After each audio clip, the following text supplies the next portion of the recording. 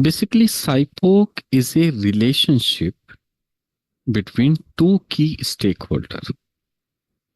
So it's an abbreviation we use. S stand for supplier, which will supply some input. This input you are going to use through the process step to convert into output, and which will be used by the customer. That's what we do in the SIPOC. So there are two key stakeholders. One is supplier and another one is the customer. So how the exchange of input, process and output is happening between customer and the supplier is what we are going to study in the SIPOC. So when we create a SIPOC, the first thing we write is the process step. Suppose, let's say if I do an example, you are looking for the recruitment of a new team member. Right? So for the recruitment, what is the process? First process is at very high level. If I'll say, you will advertise the position, then you will receive the resume, then you will screen. After screening, interview, and after interview, if selected, the offer. This is what you will do.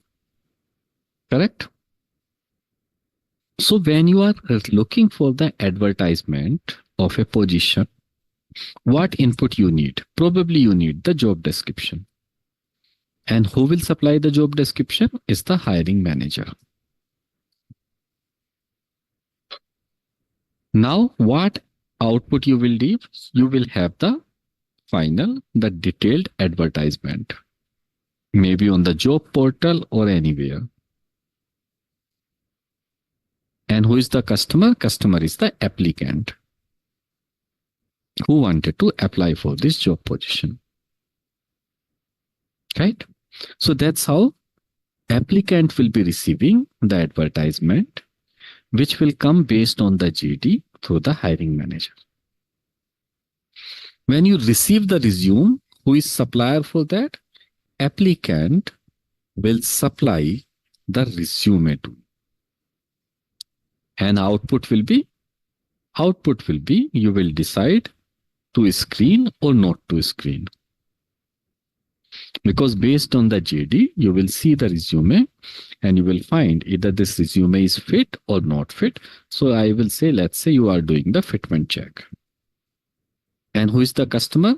Customer is the hiring manager. As per the hiring manager requirement, you are doing the fitment check. Now the fitment check you have done. So you again have a resume which you are going to screen.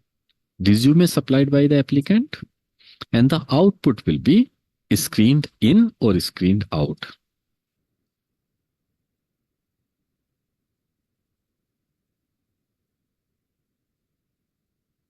And who is the customer? Then you will be sending this information to whom? Applicant supply the resume and hiring manager will be the customer for that. That this is the resume I screened. Now you will have the interview. Interview input will be the resume, which is coming from the applicant. Output will be the selected or not selected. And this information will go to the hiring manager. When you are receiving the offer, so input what will be? Input will be your selected candidate. Who will supply this information? Hiring manager. And you are delivering the offer.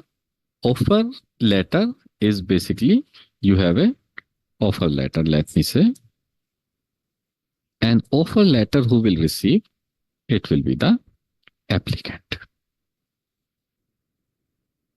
So looking at this table, you will clearly understand that during the hiring process, what is the role a hiring manager is playing and what is the role a customer is playing.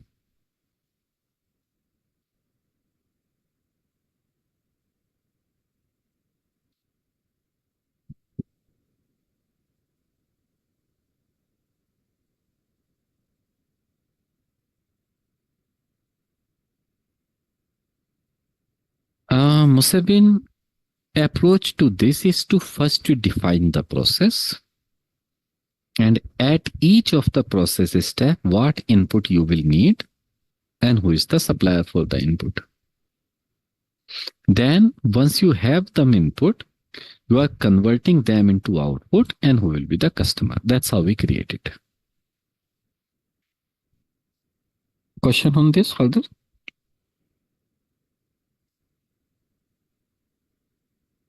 Yes, defining the process will always be the first step on it.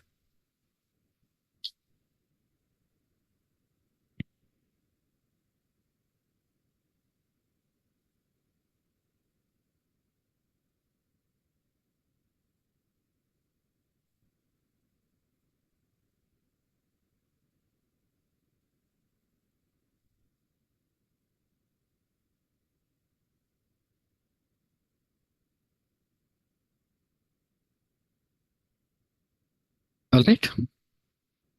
Now, what is the process mapping? So this is the process you have. Suppose.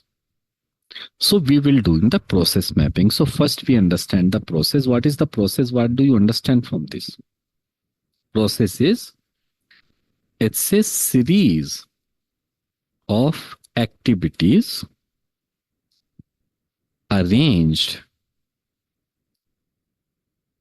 in a proper sequential order to convert input into output. This is what the process is. And what is the process map? Process map is pictorial depiction of the process steps. Is the process map. There are two process type of map we do. Mainly we call as an high level or we call as a detailed process map. High level means it's a management view where you are representing few of the process steps by which management will understand. And the detailed view or detailed level is also called as a swim lane, where you will understand that at each and every process step, what is happening and what decision we are taking. So basically, when we talk about management level, we take no decision here. We are just simply showing the flow. While in the swim lane, we take the decision making or we do the decision making.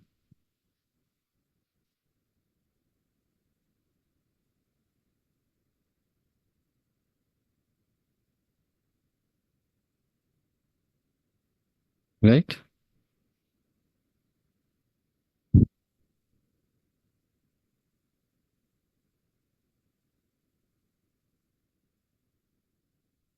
Suppose this is the process.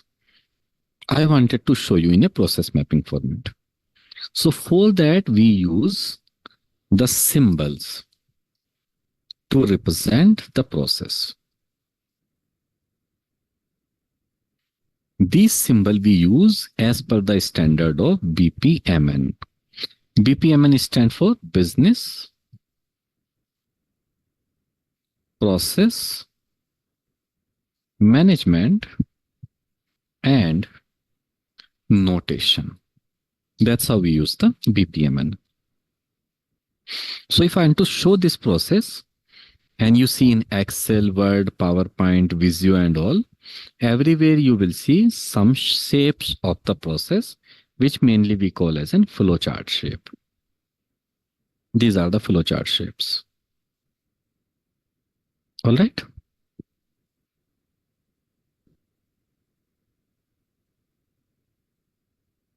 Now, when you bring the cursor on any of the process step, then it will show what does this particular symbol is meant for. So whenever you start any process, we always start with the terminator and end with the terminator. Suppose the first step in a process, I am going to make, let's say, my step number 1 will be what? As per this, advertise the post.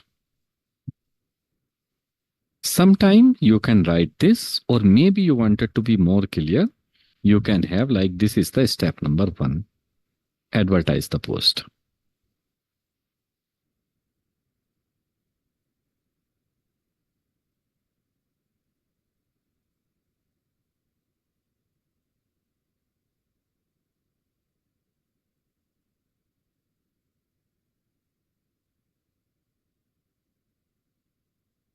Now there is the second step. Second step, so first step we are using the terminator like this oval shape. And after that, if you know what exactly you are going to do is well and good, you can pick up any.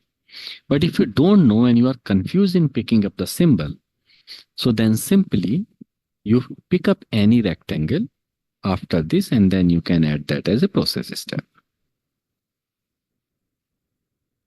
So suppose my next process step is receive the resume. So this receiving the resume will be here as a second step. And this two will be connected by a directional arrow like this. That this is my step number 1 and receiving the resume will be second step. After that, you will have a third step. Let's say copy paste here. Step number 3 is screen the resume, which you are going to write here, because this is the step number 3, which is coming after receiving the resume. So again, this will be connected by a directional arrow. I will have the next step, let's say interview. Maybe I'm putting up it here. And this is the step number 4, and it is called as an interview. Right? And again, it will be connected by the directional arrow. The next thing is the last one, which is your releasing the offer. So as I was telling, the first step and last step of any process should always be in the terminator of shape. So here is the offer, and this offer, releasing the offer, is the step number 5, or this process will end here. Process flow always goes from left to right and top to bottom. So I can say if I folded it here, so ideally this will be here. We never go from right to left, or we never go from bottom to top. It is always left to right or top to bottom. This is the way we'll be showing up the process step.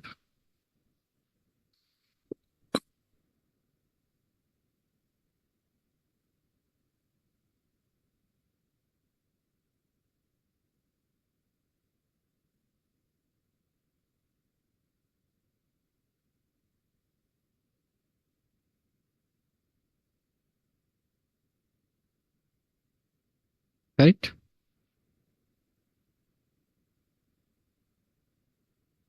Now, second thing, when we go to the detail of the swim lane process method. So why do we call this swim lane? Because this look like as a swimming pool. Suppose you are talking about this recruitment process. So which are the parties involved in that? As per the SIPOC, you have an applicant, you have a hiring manager, and you have the recruiter or maybe any other function. So we are defining the roles of each of them in a specific lane. Let's say here is a hiring manager. Then it's a recruiter. Maybe there is a third party who is helping you to collect the resume, and then have the applicant. These are the 4 important roles we have. Let me just have a little wider of this, maybe around 50. And now we'll be defining the roles and responsibility of each of the team member in a specific lane.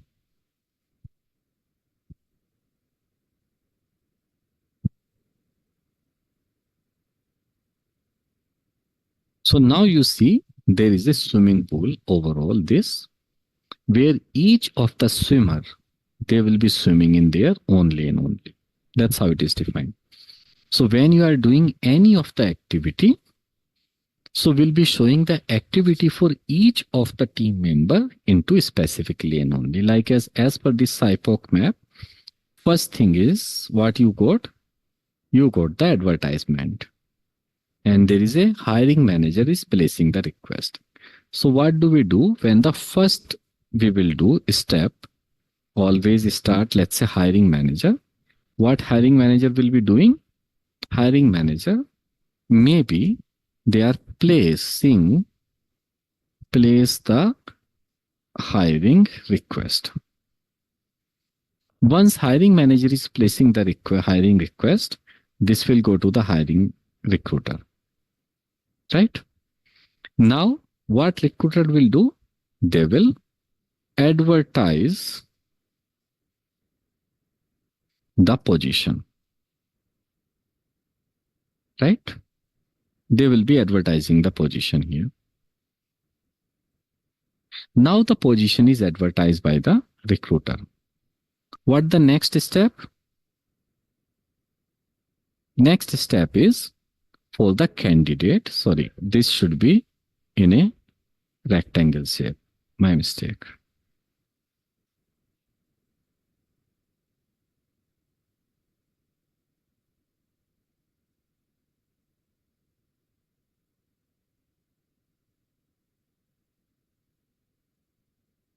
So recruiter will advertise the opening. Now it will go to the probably applicant, and this applicant will apply for the opening. Right?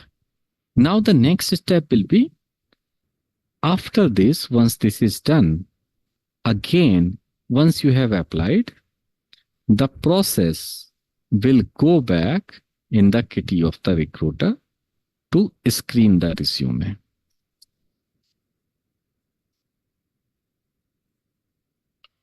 And now I am connecting a directional arrow from opening to screen the resume like this. There are two possibilities from the resume screening, and I have to take a decision here. So for decision making, we always use a diamond symbol, which is here. So what decision recruiter is taking? You are taking a decision, either it is shortlisted or it is not shortlisted. So generally, when we are taking a decision, we, let's say, insert a text box here on this arrow, and this text box will come with a question mark mentioning shortlisted, and question is, there are two possibilities of this. Possibility number one, answer is yes, or possibility number two, that answer is no. So if answer is yes, then you will be doing one activity, which is schedule the interview.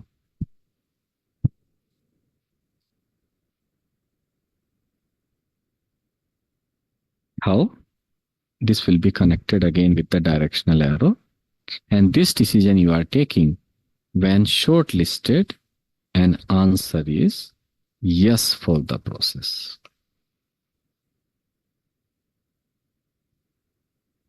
But in case your answer is no, so what will happen? You will go back again and you will screen the other resume.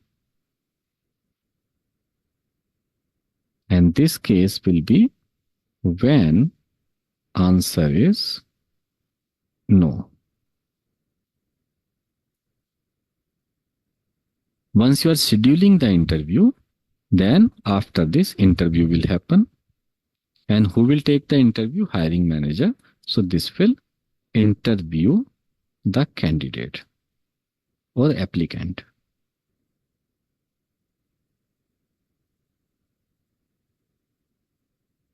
This is the directional arrow.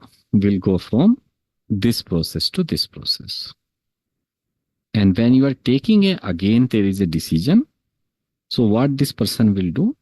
Probably this person will take a decision. Either it is selected or not selected. Right? So here it was shortlisted and here is a selected.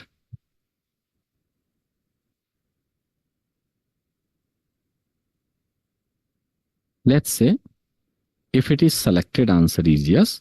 So maybe you have a recruitment firm which is doing all these things for you. Like as generally payroll process, we will do the outsourcing.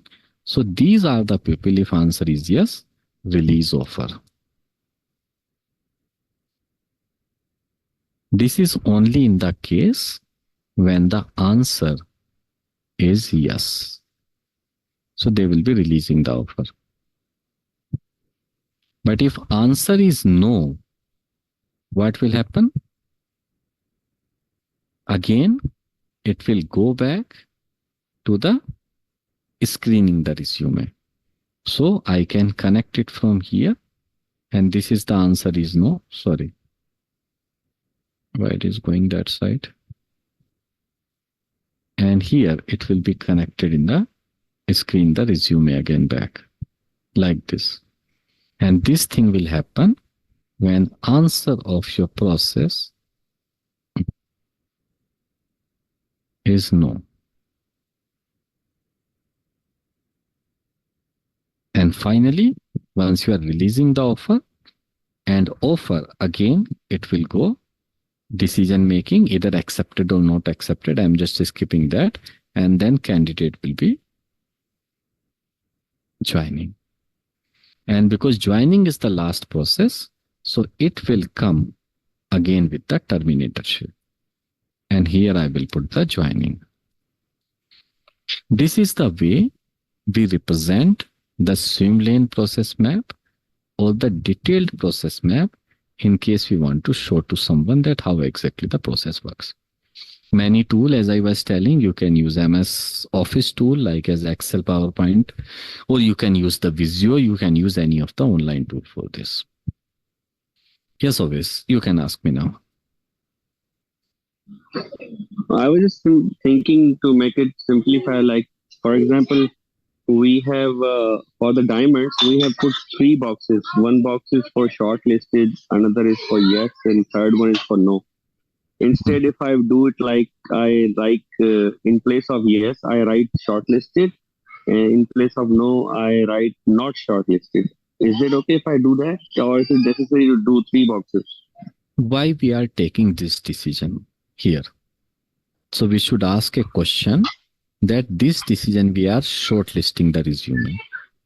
And then it is going to the answer yes or no. So ideally we should have all 3. And likewise the selected. Yes, because my question here to the process is, once I am interviewing the applicant, is it selected or not selected? Okay, the if selected is the question yes, mark. then release the offer. Yeah, question mark I have to put here. And if it is not selected, then I will go back and I will again screen the resume. Again, the process will start. That actually defines the process, what we are actually doing in this box, in the diamond. Yep. Okay. All right. So this is the way we do the process mapping. Now, the last thing in define phase, we perform the cost benefit analysis or the CBA.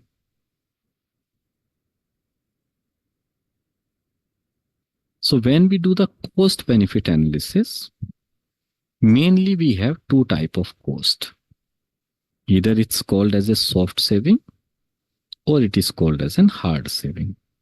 Anyone from the finance background who can help me to understand what is the soft and what is the hard?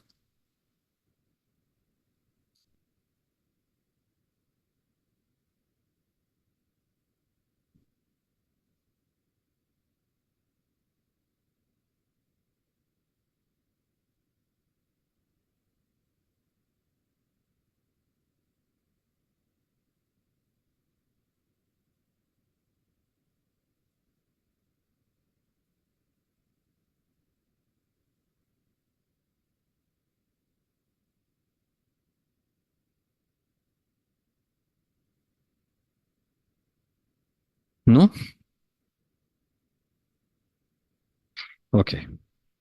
So both the things works. Let me say what is the soft and what is hard. Soft is sometimes called as a notional as well, and hard is called as an profit and loss. So any amount which is not part of account book, you have done some saving, you have done some work, but these things are not part of account books, then it's a soft.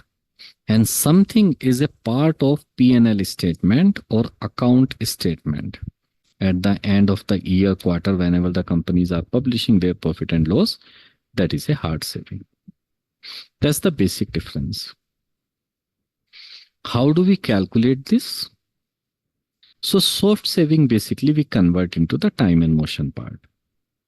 Example, if I give you, let's say you have before improvement process, and then you have a after improvement process. Suppose there are some defect you are generating in a process. Maybe before improvement you have 100 defect, and after improvement you have 50. And you are looking for the rework time is approximately, let's say 30 minutes. It will be before and after both.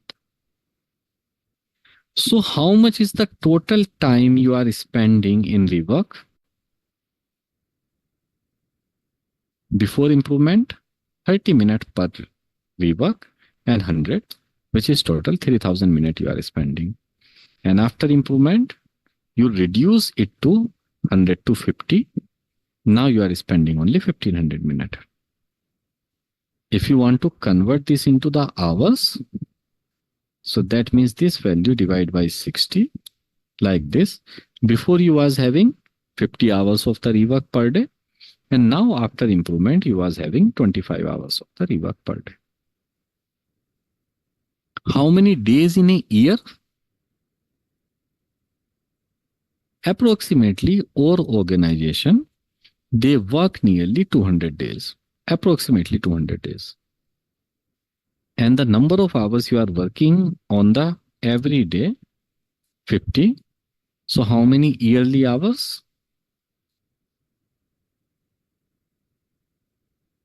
This will be 50 per day multiplied by 200 working days.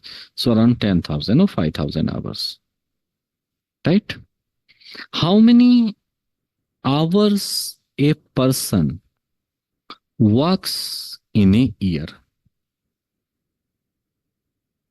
By any chance? So in case you have the 200 working days and each day you are working for 8 hours, so around 1600 hours you will be working in a year. Right? And these are the yearly hours. So if you look for the savings from the soft saving perspective, so the defect you reduce from 100 to 50, so 50 defect is the saving. And the time, still it remained the same, 30 only. You did not save anything. But time in the rework, you have saved from 3000 to 1500. So total hours, what left is 25. Working days still remain 200. So total saving in the hours will be 5000 hours. So how many full-time employee equivalent it is? So before improvement, 10,000 hours you was wasting. and one person works for 1600 hours. So it was around 6.25 FT equal. After improvement, you still are working for the 5,000. So you are at 3.15. So the savings will be 6.25 minus 3.1, which is around 3.13 FT saving you have delivered in the soft by this example. So these 3.13 people, which is the saving from your process, you can utilize them at some other place.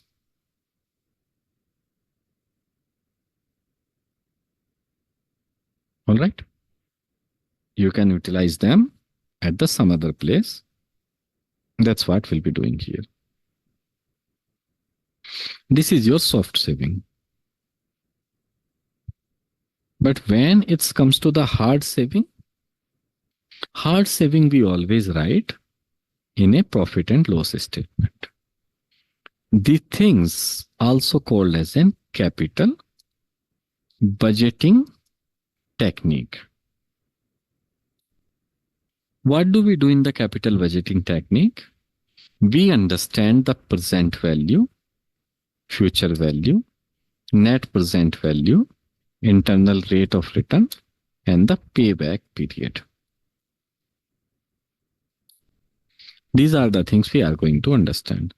So PV stands for present value, which means value of the cash or value of the money today expected in future.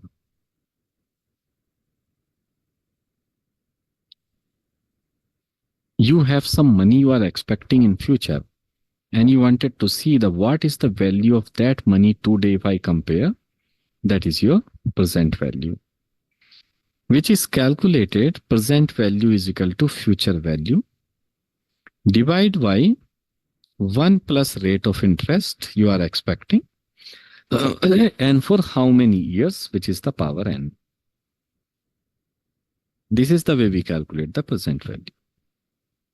So future value divide by 1 plus rate of return, and for how many number of years you are targeting that will be a part of the present value.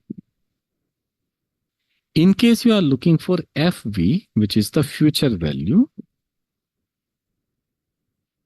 that is the value of money in future.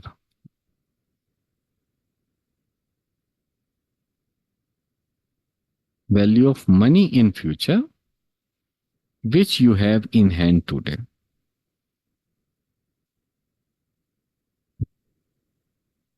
So if you have 10,000 today in your hand, so how much money this 10,000 will be equivalent in the future?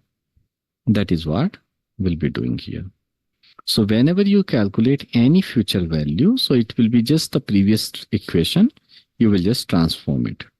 So future value is equal to present value multiplied by 1 plus rate of return, and this is for how many years? Number of years. NPV stands for net present value.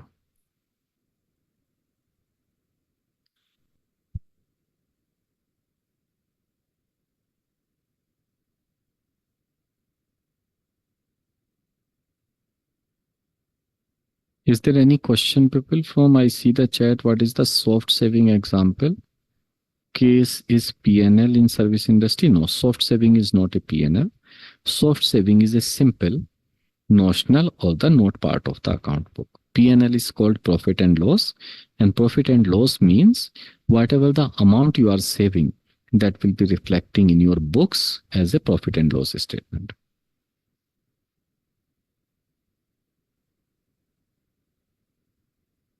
Yes, Oves, you have question? Ask me. What is R? Rate of return. And can you please explain it a little bit with an example? I will take the example. For that, you have to wait for few more minutes till the time I finish the formulas. Okay.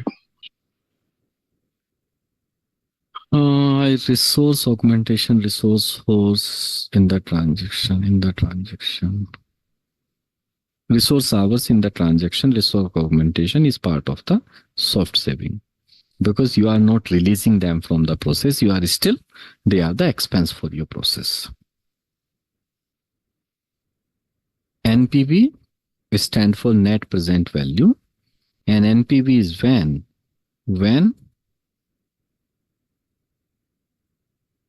NPV is basically sum of all present value, all the present value, whatever you have, you will be taking the sum of all minus investment. That is your net present value. IRR stand for internal rate of return, which means when net present value is equal to 0, then how much amount you left in your hand is your internal rate of return. Payback period is no profit, no loss. Basically, no profit, no loss is what? Break-even point of a process. Now, question, Musawwin, your question is answered here. If you see this column, present value is the value of money today, expected in the future. If somebody is going to give you 10,000 after 3 years, so what will be this 10,000 is equivalent today is your present value. I have written these definitions here.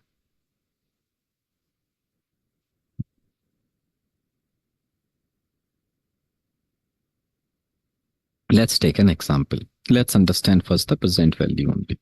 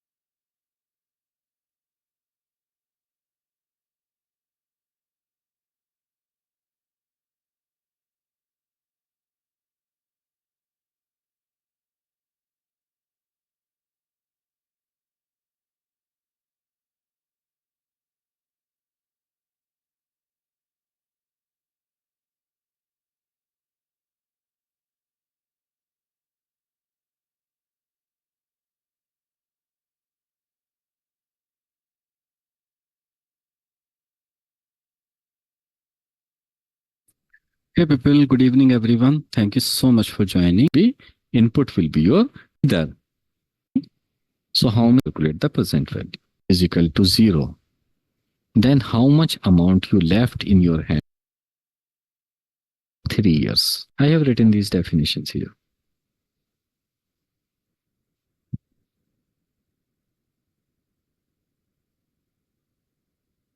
Let's take an example. Let's understand first the present value only. Suppose, let's say, you became a black belt and you join a company, another company. And that organization is offering you the joining bonus.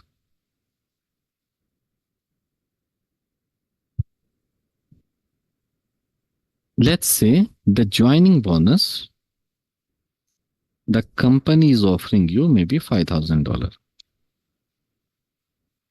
But company is telling you, boss, I will give you this $5,000, but there is a lock-in period of 3 years. You are asking them, boss, I don't need $5,000, but I need money today.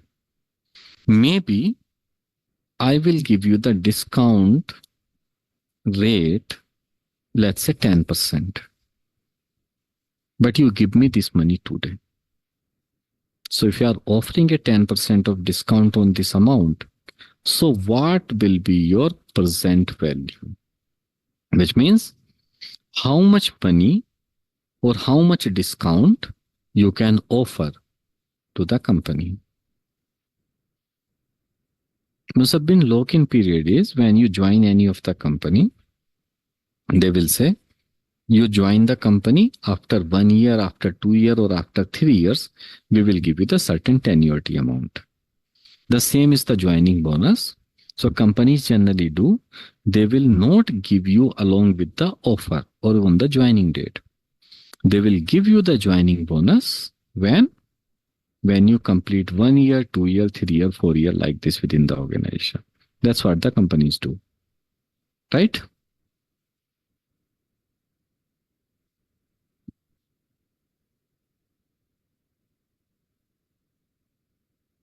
So, as per the 10% of discount, if you are giving to them, what is the amount you can ask them to give you but today? So the present value of these 5,000 will be future value divided by 1 plus rate. Rate is what? 10%. And this value you was going to get after 3 years. So before 3 years, if you want to see, you will get 3756. You can ask your employer, boss, I don't need 5,000. You give me 3757, but give me today, and I will be happy with that. That is what the present value is.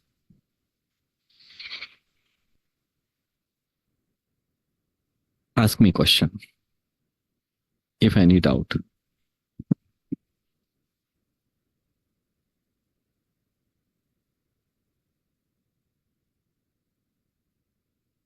Naved, unmute yourself. Ask me what exactly you are asking to repeat.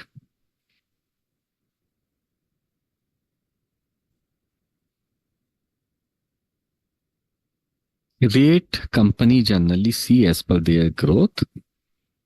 Suppose companies are expecting that they will grow 10% year on year basis. When you are depositing your money in bank, you are expecting you will get at least 7.5% of the interest. So the opportunity cost or discount rate is 7.5%. If you are putting up somewhere else, maybe you are giving the loan to someone, then you are expecting that they will be delivering approximately maybe 10% to you. So then opportunity cost or the discount rate will be 10%. You can say, yes, Syed, it is like an interest rate.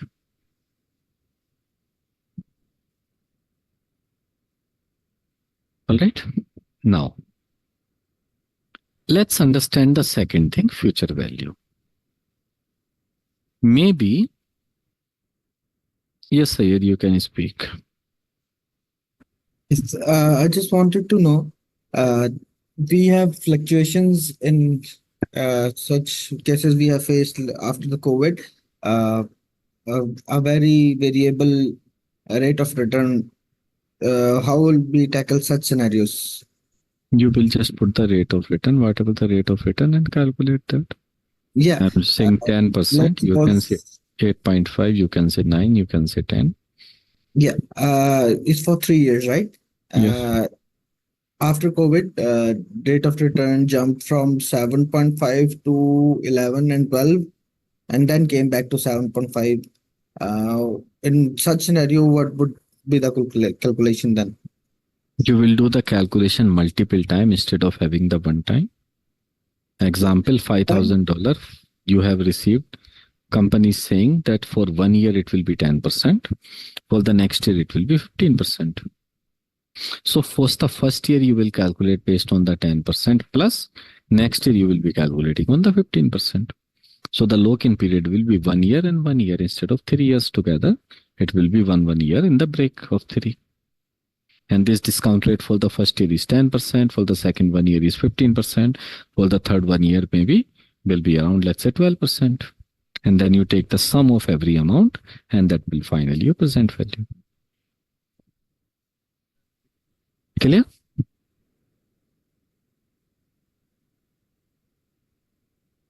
Okay. Now let us understand the future value. Suppose, let's say you are giving a loan to friend, right? When you are giving a loan to a friend, and let's say you have given that amount for 5 years, assuming the same 5,000 you are giving to a friend. So generally, when you are giving some certain amount to a friend, then it's not something that you are charging any interest. You would be expecting the same amount if they will return, that will be more than enough. Assuming if you would have invested that amount somewhere, that would have grown, let's say, suppose 8% rate. Your friend is returning only 5,000 after 5 years. But looking from the future value perspective, how much money you are losing if you would have invested instead of giving to your friend? So the future value is equal to present value multiplied by 1 plus rate of return, and for number of years, let's say it is 5. So your 5,000, if you would have invested at the rate of 8%, would have become 7,347. And you are getting the same 5,000 return. So how much money you are losing? You are losing the 2,346. And that's the way we calculate the compounded value or the future value.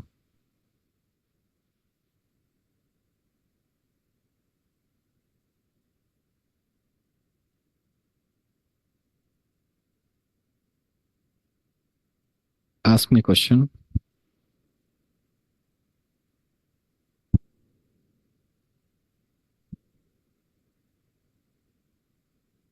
Can you perform a case about what you are using compounded rate? Yes, I'm using compounded rate. What case you are asking? You can ask me.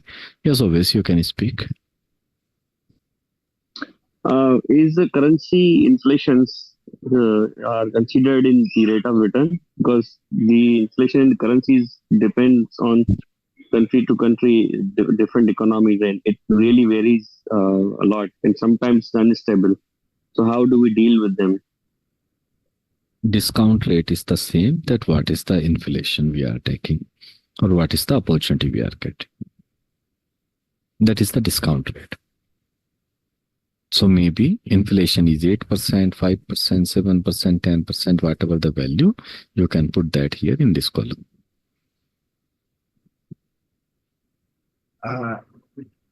Can you perform a compounding rate calculation for 3 to 4 years with a variation, high or low, your choice?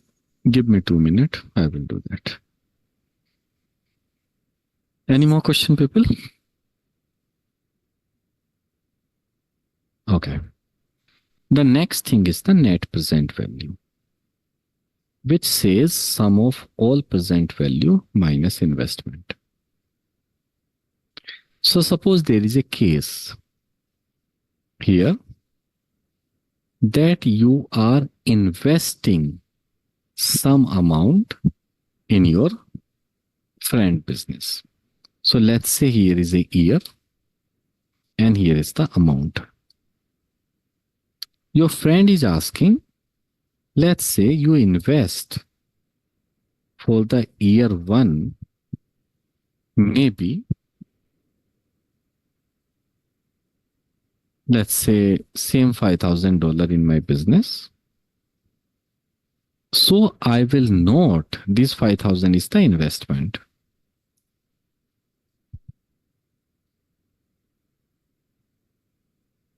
So investment is money going out of your hand, so the negative value.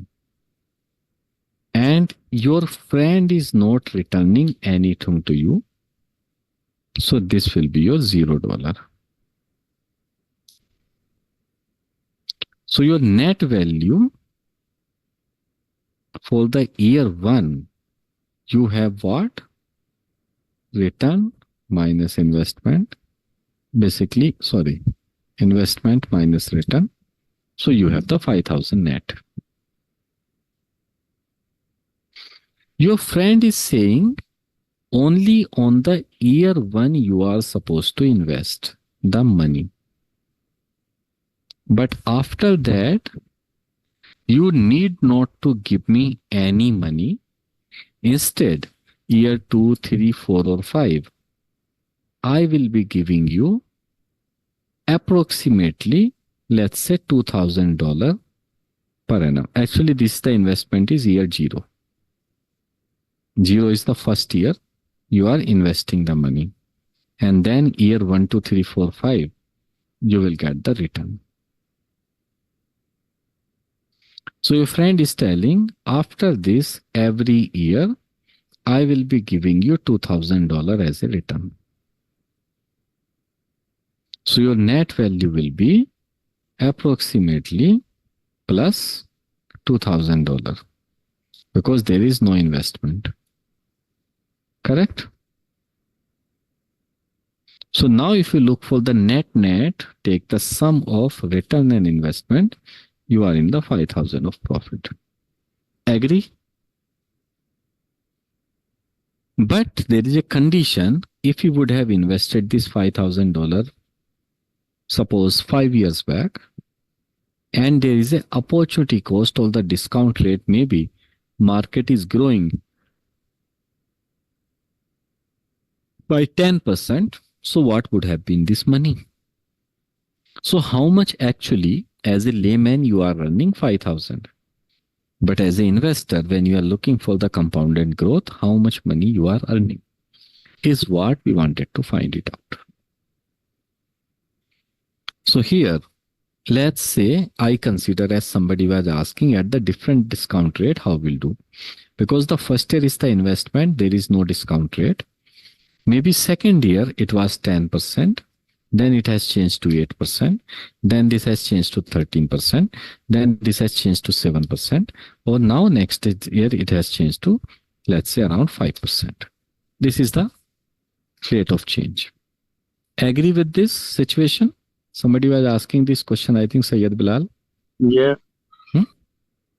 Now, next thing what I will do, I will be calculating the present value of this data, what I invested. Because it is a year 0, so present value will still remain same as -5. But after 1 year, you are taking a return of 2,000 at the rate of 10%. Right? So what will be the present value of this 2,000? Definitely it will be less because 1 year before you invested, against that you are comparing during the investment. So it will be less than 2,000. And we know the formula, present value is equal to future value. Divide by 1 plus discount rate, let's say 10%. And for how many years? This was for the year 1. So this value will be only $1,818.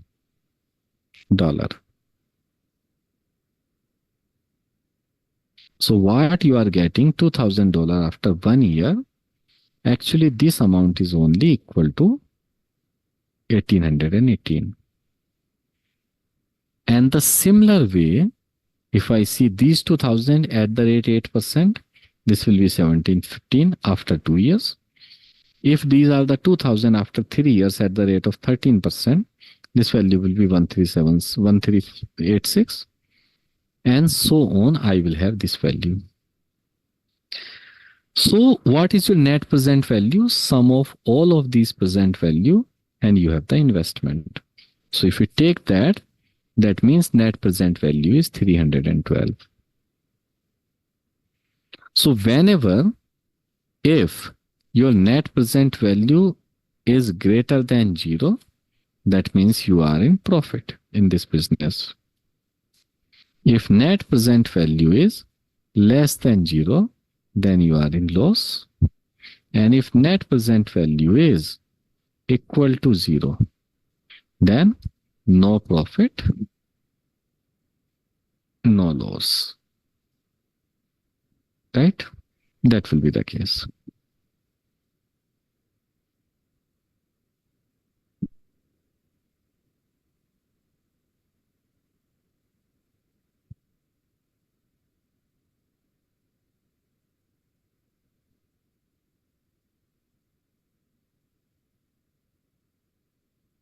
Are we good till here?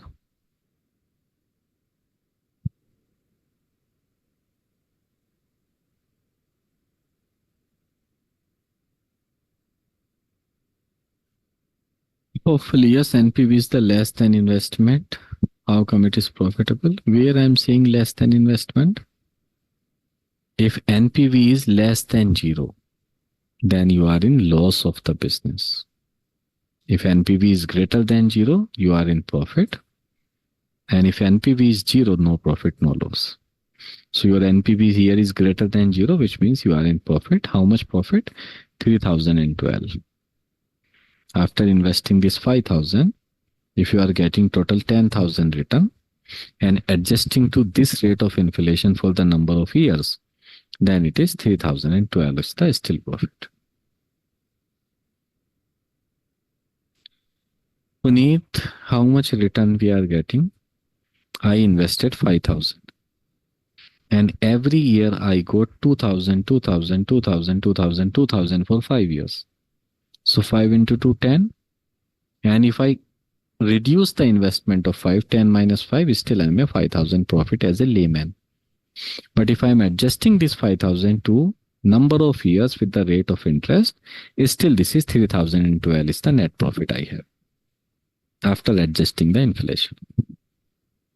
And this value is your net present value. You can calculate this net present value by Excel formula as well. But the same what I'm using, because that you can use only when you have only one discount rate, constant. But somebody was asking it is not consistent. So like this, let's say this value, if I consider as a consistent value, and I want to find out the net present value for this.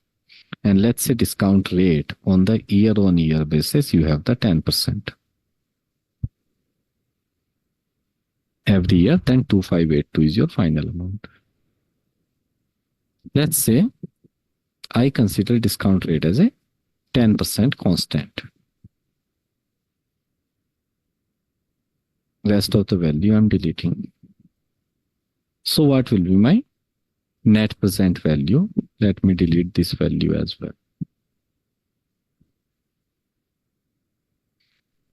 So you can calculate with the formula constant net present value is equal to NPV, rate 10%, and the values what you have, these are the 2000 year-on-year basis, minus investment, because investment is already in the negative, so I will use plus symbol, and this will be 2581, the same we were calculating some time back. So you can use the Excel formula as well, or you can use the manual calculation to calculate the net present value.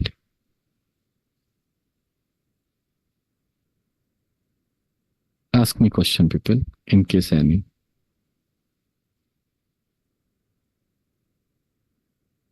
We can say, Adil, net present value, here you see positive.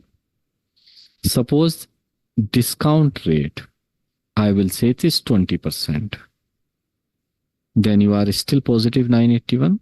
If you are looking for the 30% of the gain in your money, what you invested minimum, then you are in the loss of 129. So here is the less net present value is negative. Correct?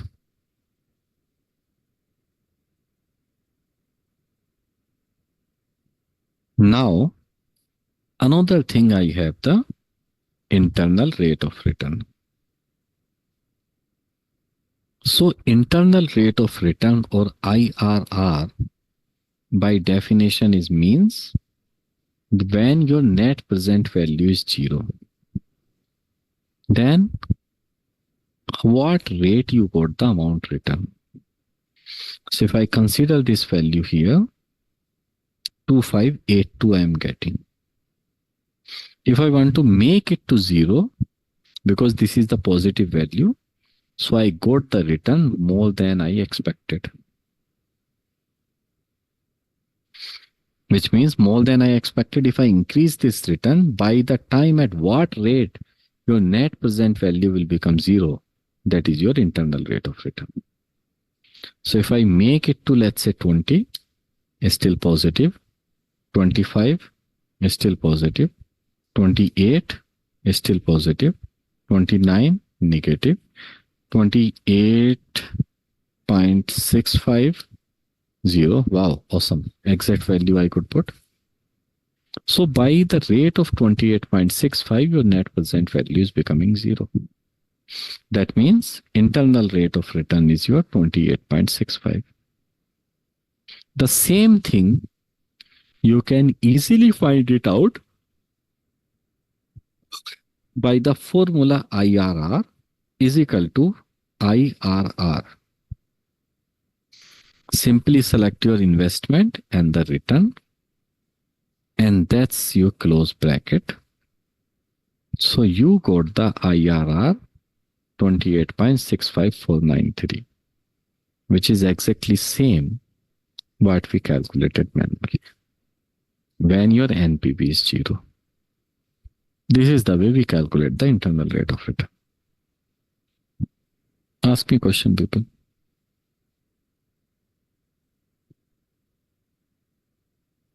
Yes, Wes, you can speak. Aren't we covering YY analysis today? Not today. Okay.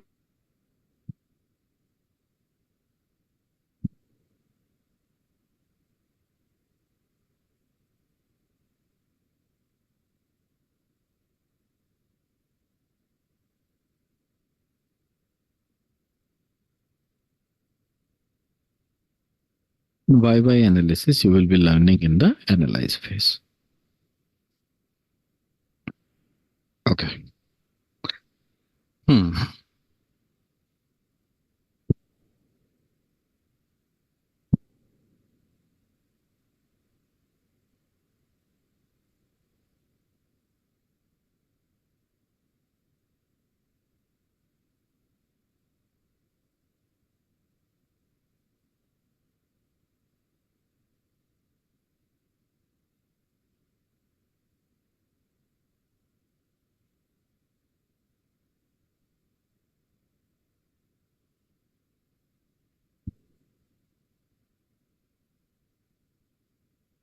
What chat says, are these calculation possible by soft saving method? Answer is no. Soft saving is a different game and PNL is a different game. Okay.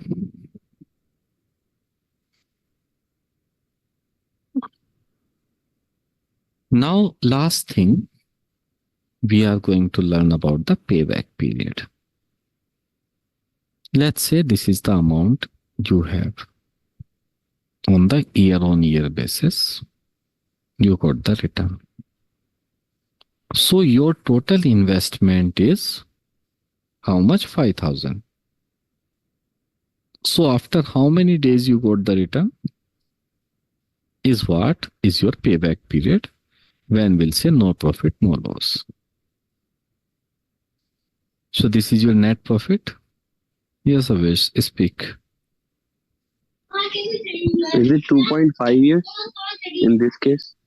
Let's see how it will come.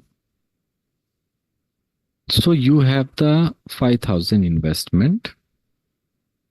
So as of now, your net value is only 5,000 negative in the year 1.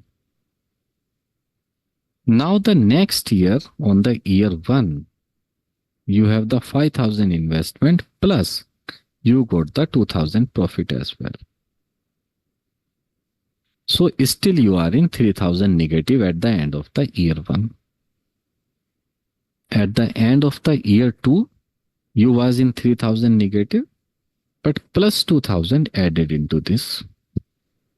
So it became the 1,000 negative. Still you are in negative. Next year it was 1,000 negative, plus 2,000 is the return, and you got the 1,000 positive. So basically, your payback period lies in between these two values, which is between year 2 and year 3. Where exactly? So looking at this number, you was supposed to recover 1,000, but actually you recovered 2,000. So 2,000 of the amount, if you are recovering after how many? In the 12 month, right? So how much amount you are recovering every month is 166. And you was supposed to recover only 1,000. If per month you are recovering 166, so how many months it will take to recover 1,000 is around 6 months. Right? So your payback period is 0 year, 1 year, 2 year, and 6 months. So I will say the payback period is 2 year and 6 months. This will be the answer for your question.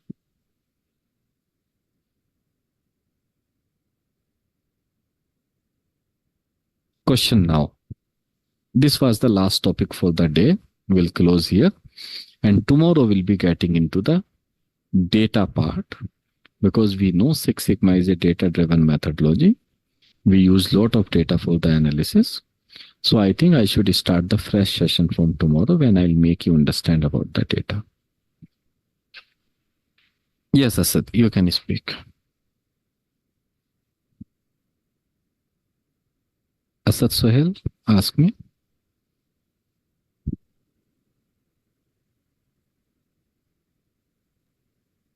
Yellow belt exam, Syed Bilal, you can do when your defined phase is over. Green belt you can do when your measure phase is over. And black belt you can do when your all the phases are over. So because defined phase is over, you are ready for the green belt. Hello. Yes, please. Sir, am I audible? Yes. Sir, I am basically from engineering background, so I am little bit unable to understand the concept of discount rate. What I have understood till now, discount rate is that percentage by which our money is getting increased. Like if the discount rate is 10% per year, so our money will get increased by 10%, right? Yes. So by increasing the percentage, like you have done, you given an example of NPV. By increasing the percentage, our system was getting into loss. The number was getting into negative. Shouldn't it be positive, because we are getting a raise like from 10% to 30%? So that means our return of investment will be more as compared Yes. to. So then why the amount was getting to the negative? Before that, here, your expectation was 10%. If you are expecting your market should return you 10% rate, and market is returning around 28%, that means you are positive. If your expectation itself is 20%, even after that, if you have a better return, then you are still positive. You are good, because 20% was your assume. If you would have not invested this money into this business, somewhere else you would have done, you would have got the 20% return. That was your expectation. So at 20%, I will consider this is the 0. Or 10%, I'll consider this is what the neutral amount for me. Sometime you are looking for, no, I need a heavy return. I need a heavy return, let's say 30%. So at the rate of 30% is what your expectation, which means if you are not investing in this business, some or the other way, you will get the 30%. Right? Okay, sir. Clear. So Thank if I consider 30% my expectation, so I did not get 30%, I got only 20.65, which means as per the rate of 30%, I am still in a loss of 129. So this is all depends on your discount rate or the expectation. Accordingly, that will be doing. Right, sir. Hmm. So basically, discount is what we are mapping to get the discount, and IRR is what the market has to offer. And if it is low, then we are in loss, and if it is high, then we are in profit, right, sir? Yes. Okay, sir. Clear. Thank you so much, sir, for clearing. No problem. Ajmat, your question, please. Yeah, I just want to ask what is the best practice for calculating IRR from net value or the net present value? Both are same. Instead of that, you use this formula, IRR. Select your sum of positive and negative, because this will be taken automatically. One values means yield 1, 2, 3, 4, 5. So you have the net value, whatever you have at the end of the year, you write that. And that's all. You will get how much is the return you got on the investment. So first year will be your investment, and the second year will be your third, 4, 5 year. What I have here is the return. So I got the 28.65 is one way. Or second way is when your net present value will become 0. Let's say I make it to 28.65. Manual calculation. So this you see 129 negative will become 0. So whatever the value at the time when your net present value will become 0, that means it's a internal rate of return. So means for both of the cases, the payback period will remain same. In both of the cases, what will remain same? Means if we consider the net value for calculating IRR, or if we consider NPV for IRR, it will remain same for both the cases. Yes.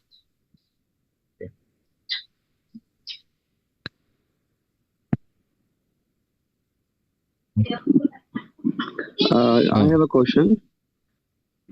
Yes, ask me. If we consider this case, like after 5 years, our NPV is 0. So we are saying this is no profit, no loss. But I think after investing $5,000 and spending 5 years, still I have no profit at all. So it's a loss, I guess, not a profit in any case.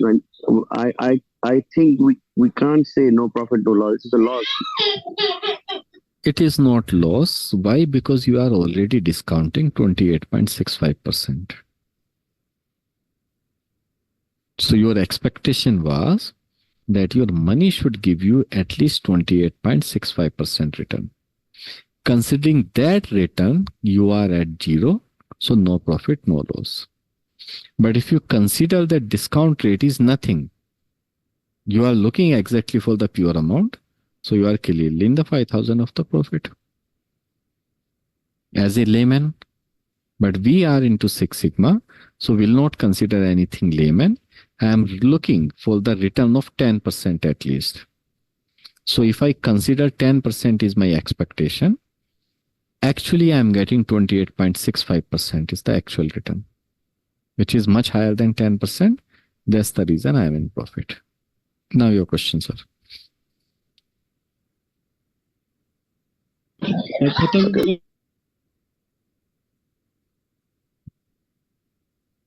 Any question from anyone?